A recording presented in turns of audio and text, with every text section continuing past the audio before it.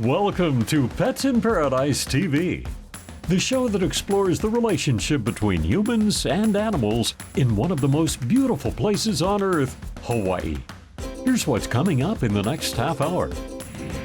We'll witness how a surfing pig made a wish come true for a little girl who traveled all the way from Idaho to Hawaii. But the long journey was worth it. And so being able to go back to this moment in this beach and remember the time that we were here is going to be what she needs to keep going to battle. Then find out if the boxer is the right dog for your family, and it's all about the breed. Plus, we'll follow an equine behaviorist specialist as he helps rescue an abandoned colt. It's all ahead on Pets in Paradise TV.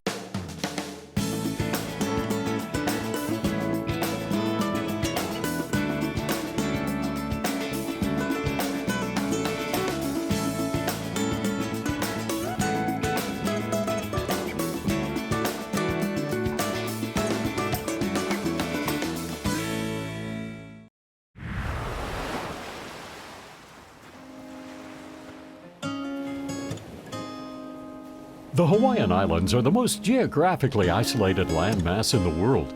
People travel thousands of miles to view the rugged coastlines, relax on the beautiful beaches, swim in the crystal clear waters, and enjoy the year-round sunny weather. But that wasn't what drew 2-year-old Eloise and her family. I mean, she could have went to Disneyland, Disney World, Alaska, wherever, but she chose to come here. So we're really honored and, we're honored. We loaded up all 6 kids and we had to fly on 2 different planes to get here. 6 kids on a small confined airplane. I'll let you guess what that was like. We rented 2 Jeeps so we could drive around because we won't all fit in one car. And today was kind of the big day for us and for Eloise because this whole trip was about getting Eloise over to surf with Kama, the surfing pig. And this is just the perfect way to end our week. Can you make a pig noise? Kama loves to do things for the kids. So when Eloise contacted us on Facebook and wanted her one and only wish was to meet Kama the surfing pig and watch him surf, we had to do all we could to help make it happen. So Eloise has acute lymphoblastic leukemia. ALL for short. It is one of the most curable forms of childhood pediatric cancer. The 95% success rate, 95% incident-free treatment. She is currently in the last phase of treatment. We are scheduled to finish treatment on August 13th, 2017. So there's a 95% chance that she'll just go straight through all the treatment and everything will go great and she won't ever have a relapse.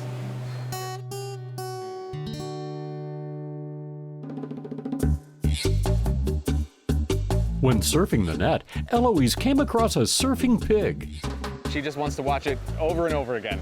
Kama the pig could always put a smile on her face. And if she's sick from chemo, she asks to watch Kama. And if she's having a rough day, she wants to watch Kama. If she's trying to get out of bedtime, she asks to watch Kama. And finally, the moment she's been waiting for. After 4,000 miles, 2 plane rides, many chemo treatments, and lots of tears, Eloise and her family is meeting the pig that has brought joy to them all.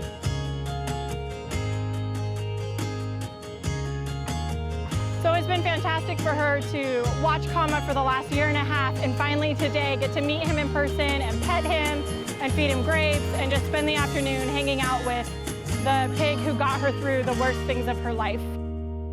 Ellie, come up.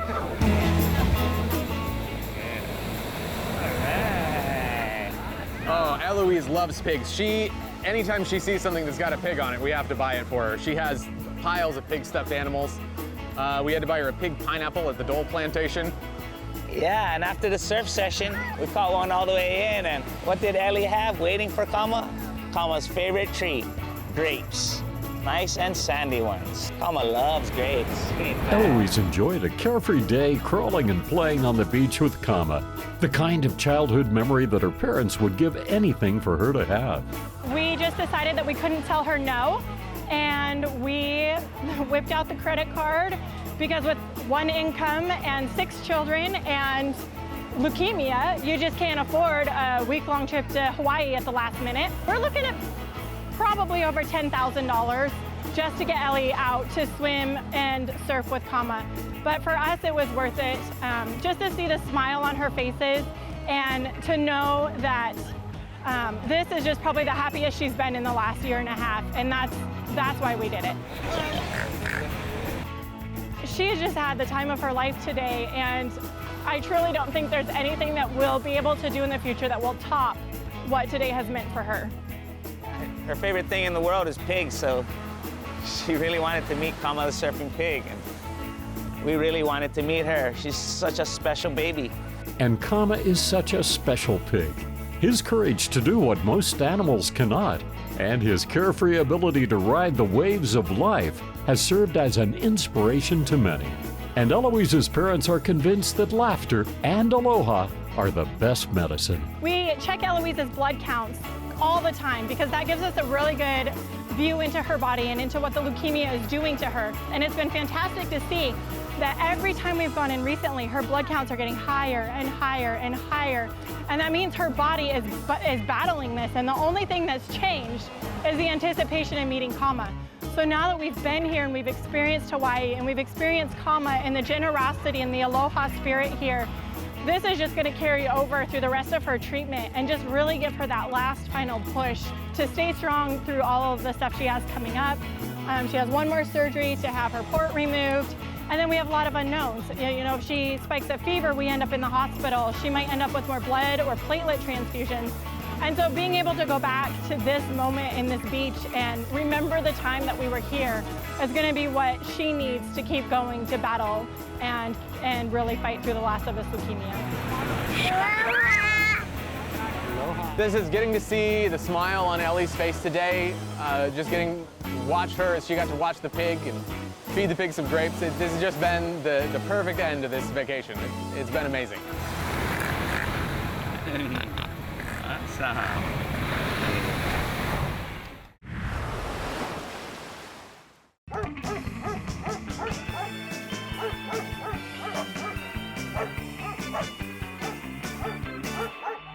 Because of their ever so stylish haircuts, poodles are easily recognizable. But how did these hairstyles develop? Why the pom-poms on their tails and the bows on their heads? The reason is not just for style, but for practicality. Poodles are water retrievers, and in the early 1600s, European breeders realized they could swim better if they didn't have so much heavy wet fur on their bodies.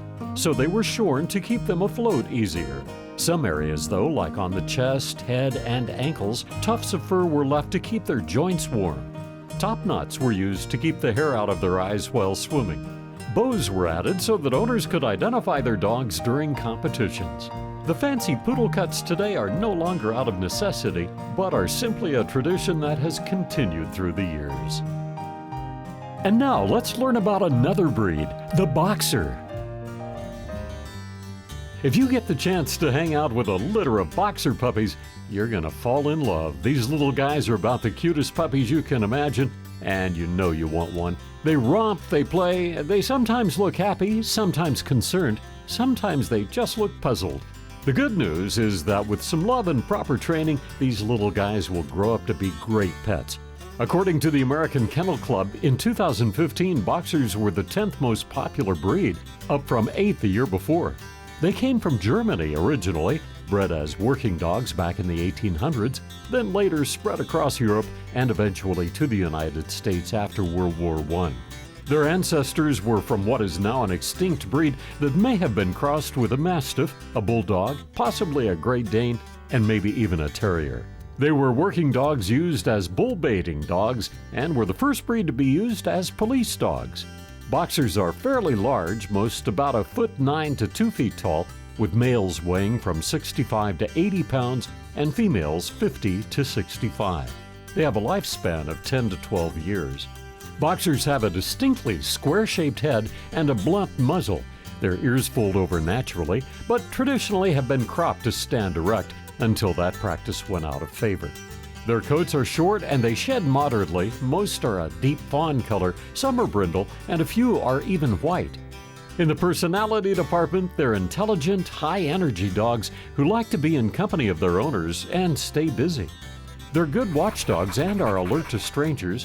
When outside, though, they should always be on a leash because they have a history of chasing other dogs and cats. As for health issues, boxers are prone to certain types of cancer, including brain tumors, and white boxers are prone to skin cancer. Heart conditions are also common, as is hip dysplasia. One thing to keep in mind about boxers, they are susceptible to heat stroke more than other breeds. They need to be kept cool. They're good with children, although maybe a little too rambunctious for toddlers, and they get along fine with other pets in the house except other dogs of the same sex. Because they were bred as working dogs, boxers are strong-minded and need to be handled in an upbeat, persuasive manner. If you try to force them to do something they don't want to do, they might just sit down and refuse to budge, even more so if you try to jerk them around. To recap, the boxer's good traits include being friendly, playful, energetic, and good with children, and generally with other pets. They require little grooming and aren't prone to too many serious physical problems. Unfortunate traits, boxers have a fairly short lifespan and are known for snorting, wheezing, snoring, drooling, and yes, flatulence. And now you know all about the boxer.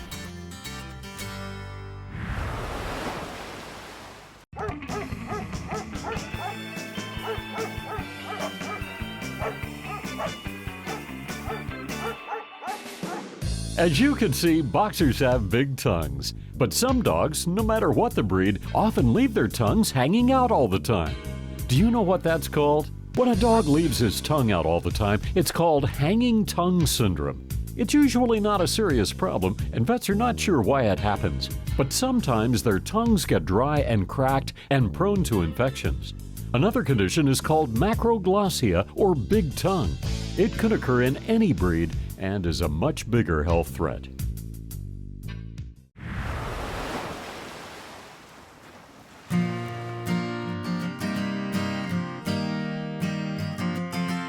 When a horse is in trouble, Bettina Parker and her team at Equine 808 get the call. Okay guys, we just got a phone call a little while ago regarding a colt. The foster parent of this colt called. I'm not sure exactly of all the details. The team gathers up to go down in person to really see what's going on. We're heading out to go pick up a colt. I'm just gonna gather up some gear that we'll need and pack up the truck and we'll head out. Hi, this is Bettina. Hi, I just want to let you know that we are on our way with the trailer and my team. Okay, are you at home? Okay, we should be there shortly. Now on site, the team immediately gets to work. Hi, Bettina. Hi, nice to meet you. Where's the colt at? He's right here in the end stall, Okay. looking at you. All right, let's go take a look and see what we got.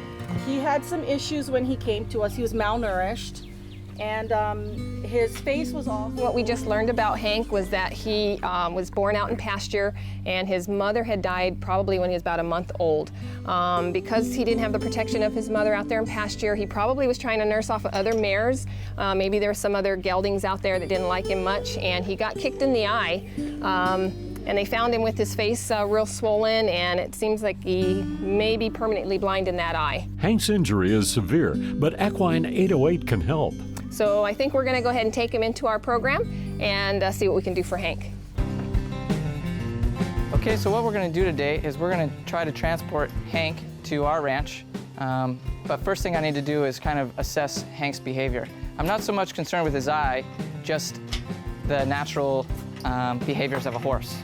So what I like to do is I like to get myself in the same environment as the horse and see how he reacts to my presence. Christopher Mizio is what's called an equine behavior specialist. Hank being a colt, he's gonna be really curious, wanting to be with herd. His natural herd instinct will want him to gather with me. This is all good behavior, normal for a horse. Being a colt, he's gonna be naturally friendly, kind of wanna bite, nip, maybe kick, treat me like a horse. Christopher looks at Hank's social strengths and weaknesses. Being neglected at a young age can have a strong impact on horses, but Hank is very friendly. Looks like Hank's good with his back feet. That's just playfulness there. He just wants to play a little bit. What makes Hank dangerous is probably this eye. The fact that he can't see me right here, he's trusting his ears. So if I go behind him where he can't see, he's trying to track me with his good eye, and I touch him there, he's gonna startle. If I go to this side, he can track me with that eye, and it's not as dangerous. See, he doesn't flinch. Christopher will use a combination of touch exercises and positive reinforcement to help Hank. With a horse that can't see, you gotta be really fluid with your movements. Like I was showing you, when I touch his butt, if he doesn't know it's coming on his blind side, he'll startle. The team now needs to take Hank to their headquarters to begin the training. First, Hank needs to be haltered, something he's never gone through. All I'm trying to do is let him be calm here while I'm holding him, teaching him that everything that we do here isn't dangerous. His first instinct's gonna be to fly and get away because he's too young to fight. So there, Hank's haltered. This is his first haltering experience, so pretty well. Went pretty well. So we're ready to trailer him, I think. What I need you to do is go ahead and pull the trailer forward so we make a fluid motion right into the trailer. The next step is to move Hank into the trailer, another thing completely foreign to the young horse. Okay, Bettina, what I'd like you to do is open that gate. Is Christopher's bond with Hank strong enough to keep him from running away? Now it's the true test to see if Hank will follow him to the trailer. Okay, Bettina, what I'd like you to do is open that gate.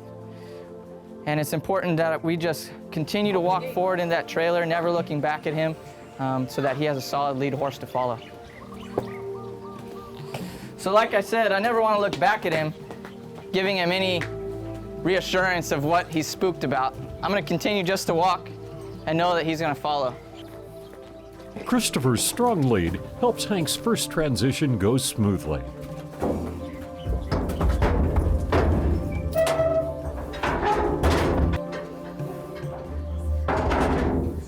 So that went about as good as it could.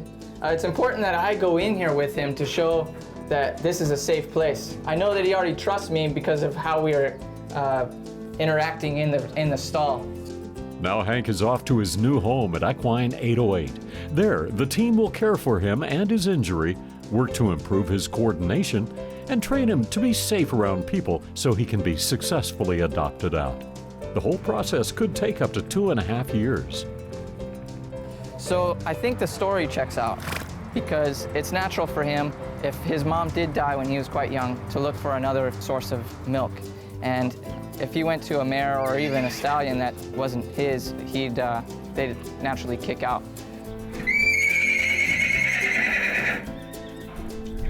There's lots of excitement as Hank arrives at Equine 808, and already there's some curious onlookers.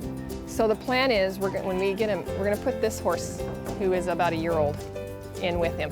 So he'll have a little buddy. This horse has never backed out of a trailer.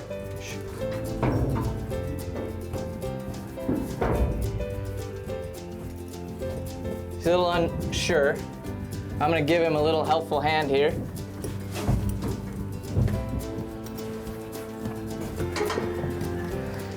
Now is the first time he's ever backed out of a trailer. While the team will teach Hank many of his new skills, just being around other horses will help too. These guys were eager to check out the new guy. As you can see, he's a new guy, so the other horses want to see what he's all about. Go ahead and shut the gate. When I let him go, he'll probably turn, kick, and run off that direction. Or where he wants to be is with these other horses. Oh, look at him go. With no problem meeting new horses, Hank meets his pasture mate.